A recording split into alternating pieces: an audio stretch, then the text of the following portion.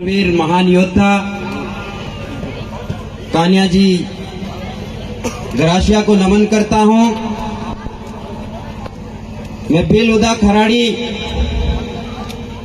बिलराणा पुंजा की कर्मभूमि से आपके बीच में आया हूं। तो आप सभी देश के मूल नेटिव, मूल बीज, मूल मालिक, आपको मेरा जय जोहार। मेरी बात की शुरुआत करने से पहले उन पुरखों को, उन पूर्वजों को नमन करता हूं जिनका खून हमारे शरीर में दौड़ रहा है। मैं कान्या जी गरासिया की इस ऐतिहासिक पावन धरा पर आपको कोई नई बात बताने के लिए नहीं आया हूं, लेकिन इस कान्या गरासिया जी की जो संघर्ष किया था, जो बलिदान दिया था, वही बात आपके बीच में हम लोग कहने के लिए आए हुए हैं। जिस तरीके से हमारे पुरखे, हमारे पूर्वज कान्या जी गरासिया को जमीन लेने के लिए जब अंग्रेज आ रहे थे तो उन अंग्रेजों को भी उन्होंने खदेड़ने का, भगाने का काम उस कान्या गरासिया जी ने किया था। तो हम लोग आपको ये कहने के लिए आए हुए कि आप भी ओरिजिनल कान्या गरासिया की संतान हो, ओरिजिनल भीलों की संतान हो, तो आप लोगों को भी आज के समय में हम लोगों पर जो शोषण कर रहे, हम लोगों पर जो अत्याचार कर रहे, हमारे भाइयों को मार रहे, हमारी बहन बेटियों की इज्जत लूट रहे, उनको आप लोगों को जड़ से उखाड़ करके फेंक देना है। ये आपके बीच में बात रखने के लिए आए। साथ ही हम लोग कहने के लिए आए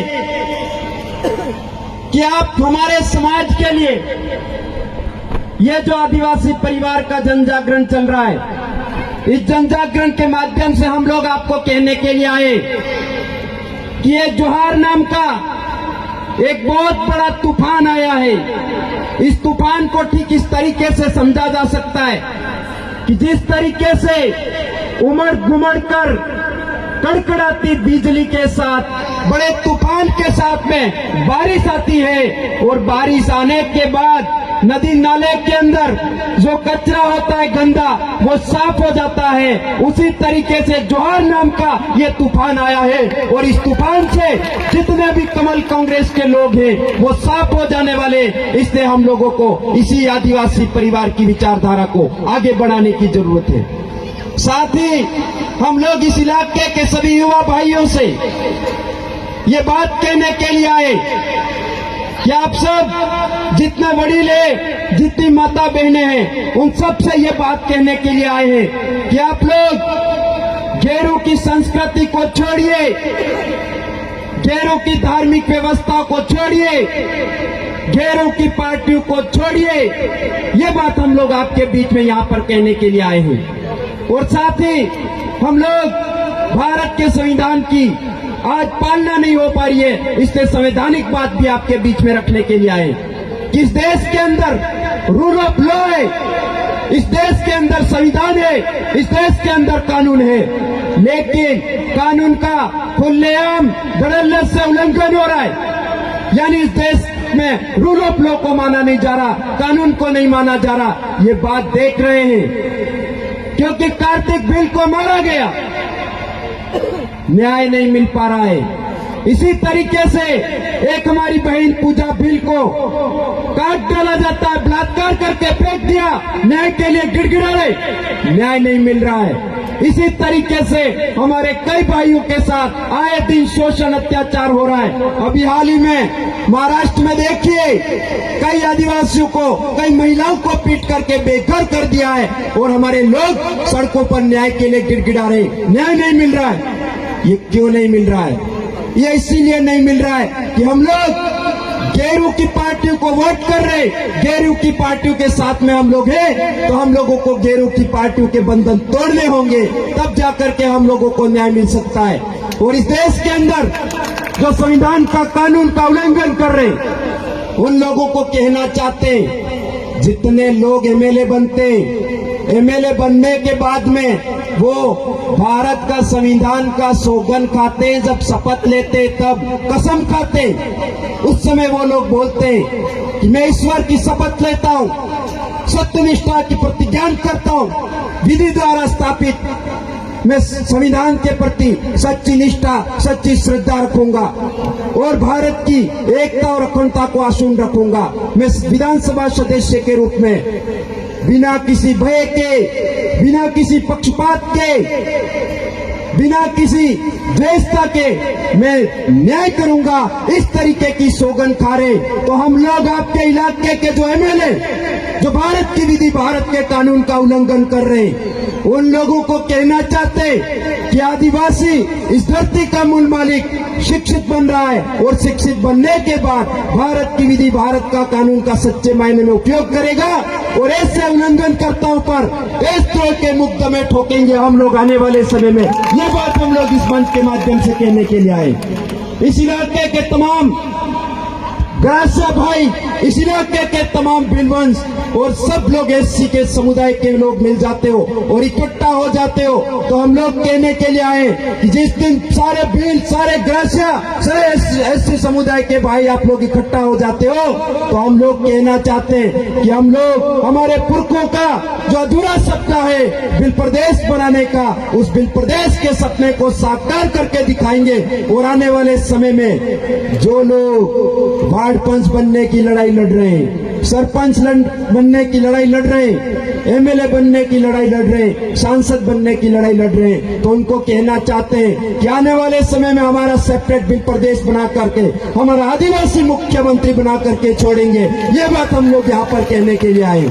साथ ही हम लोग आपको कहने के लिए आए कि आप लोगों को, हमारे जितने युवा साथी और इतने भाई हैं, उनको हम लोग उस इलाके से यहाँ संदेश देने के लिए आए कि हमारे समाज के जो अलग अलग संगठन है, जेबीआर, टीबीआर, न जाने जितने अलग अलग संगठन हैं, तो उन भाइयों से कहना चाहते हैं कि आप लोग अलग अलग संगठनों में मत रहिए और आइए हमारे आदिवासी परिवार की विचारधारा के साथ में।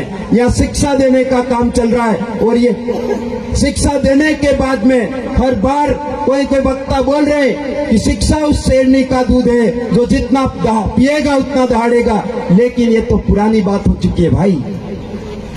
शिक्षा अगर यहाँ से मिलेगी, शिक्षा अगर यहाँ से आप लोग लोगे, तो इस देश पर शोषण करने वाले लोग हैं, सामंतवाद की जड़ों को, जातिवाद की जड़ों को, पाखंडवाद को हम लोग जड़ से उखाड़ करके फेंक देंगे। ये हमारे यहाँ पर शिक्षा दी जाती है और इस शिक्षा के माध्यम से हम लोग कहना चाहते हैं कि कई सारे लोग हम लोगों को बोलते होंगे कि ये जातिवाद की बात कर रहे, अलग प्रदेश की बात कर रहे, तो जो लोग हम लोगों को सुन रहे, दूसरे लोगों को भी संदेश देना चाहते हैं कि आप लोगों को डरने की जरूरत नहीं है। जिस दिन ये प्रदेश बनेगा उस दिन आप लोग भी सुरक्षित होने वाले हो और आप लोगों को हम लोग आरक्षण प्रतिनिधित्व देने का काम हम लोग करने वाले हैं। इसलिए आप लोगों को घबराने की जरूरत नहीं है। हम लोग मानवता प्रेमी की बात कर रहे हैं, प्रत्येक जीव जगत को बचाने की बात कर रहे हैं। पूरी सृष्टि पर जितना जीव जगत है उसका कल्याण होना चाहिए, ये बात हम लोग लगातार तरीके से कहने के लिए आए। साथ ही हम लोग इस इलाके के तमाम सभी लोगों से ये निवेदन करने के लिए आए कि आप लोग आने वाले समय में हमारे घरों पर जितने इनके आरएसएस के लोगों के, जितने इन लोगों के डंडे झंडे हैं, उनको आप लोगों को फेंक देना है और हमारे बाप का ये सफेद नेजा घर घर तक लगाने के लिए आपको संकल्प लेना है। ये बात हम लोग कहने के लिए आए हैं क्योंकि हम लोग हमारे बाप को भूल रहे और हमारे बाप का झंडा तो भूल गए और दूसरे लोगों के गैरों के झंडे लगाने लग गए, तो उनको भी हम लोगों को समझना होगा। और एक बात और कहने के लिए आए कि हम लोग हमारी संस्कृति को हम लोगों को जिंदा रखना होगा, हमारे मूल पहनावे को जिंदा रखना होगा, हमारी मूल बोली भाषा को जिंदा रखना होगा।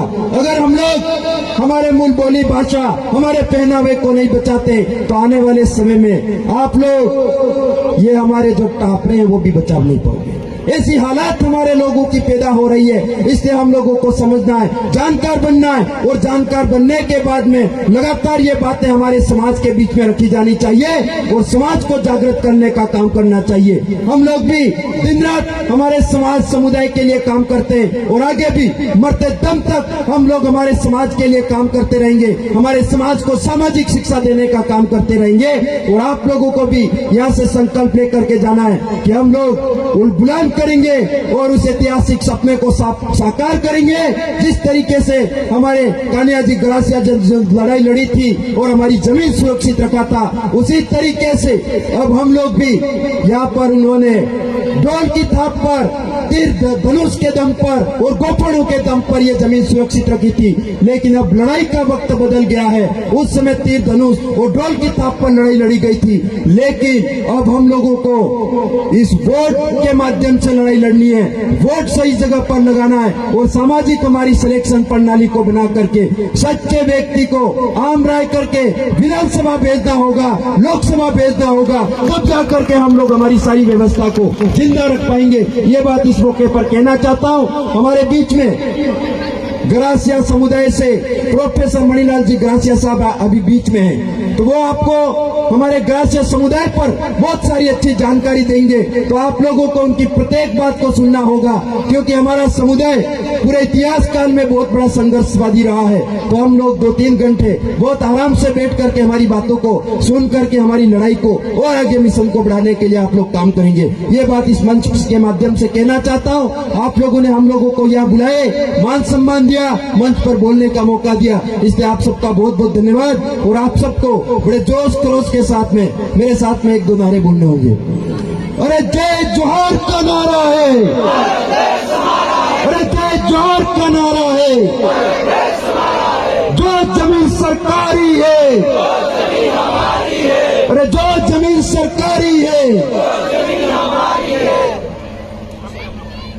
हमारे गुरुजी ने बताया कि अलग अलग जो हमारे संगठन है उनमें संगठनों में नहीं रहकर हमारे ये विजन चल रहा है। इसमें हम बिल प्रदेश युवा मोर्चा बना हुआ है, बिल प्रदेश मुक्ति मोर्चा बना हुआ है, मजदूरों के लिए बिल प्रदेश मजदूर संघ बना हुआ है, गाड़ियों वालों के लिए बिल प्रदेश टैक्सी यूनियन बना हुआ है। तो उनमें अधिकतम लोग जुड़ना और अधिकतम लोग जुड़ करके हमारे इस मिशन को आगे बढ़ाएंगे। ये बात और कह के जाना चाहता हूँ। आप सबको बहुत बहुत धन्यवाद। जय जोहार, जय आदिवासी, जय बिल प्रदेश। बहुत बहुत धन्यवाद।